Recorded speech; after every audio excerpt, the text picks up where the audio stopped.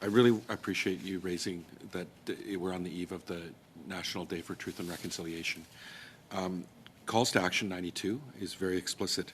And it calls on the corporate sector to adopt the United Nations Declaration on the Rights of Indigenous Peoples as a reconciliation framework and to apply its principles, norms, standards to corporate policy and core operational activities involving Indigenous peoples and their lands and resources.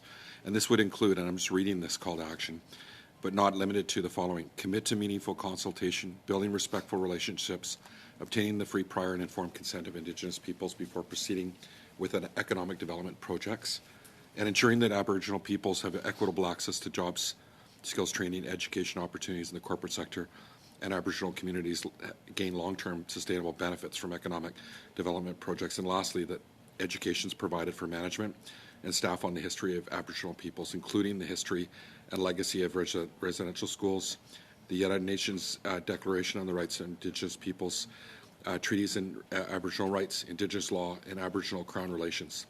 And this will require skills-based training in intercultural competency, conflict resolution, human rights, and anti-racism. How do you feel you're measuring up to meet that call to action? And where are you doing? Where are you progressing, and where are you failing? Sure.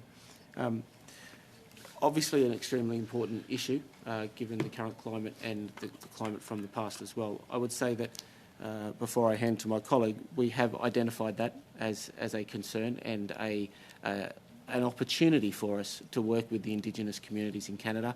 I will ask Patrick to speak about what we were looking at as part of the Future Fighter program, but I'm happy to announce that we are already working with one of the Indigenous First Nations in Vancouver Island on a program that we're trialling. Only last week they started the trial. And where in Vancouver Island is that? It's with the Sook Nation. Okay. Yeah. Did you want to talk about the...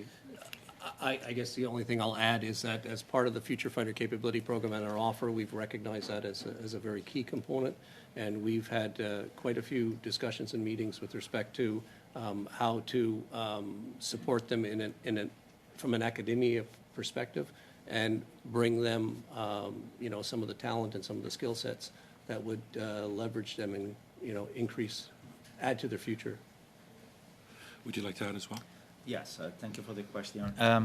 I can add, I can echo what my colleagues have said, but also Leonardo in the current proposition have an extensive involvement of Indigenous communities. We also, separately from FACT, Cormorant, the other current programs, we established the relationship with the Indigenous community. We also support in an organization called Orbis, that has the goal to detect diabetes on young Indigenous people in the most remote communities. So they use an aircraft, we install technology with them, they go in this community, and these communities are not accessible by roads, so the only way into these communities is by plane. So we leverage our technology, research and development, innovation, plus we hope we can do some better for these communities. I imagine the CC295 would help get to these communities as well.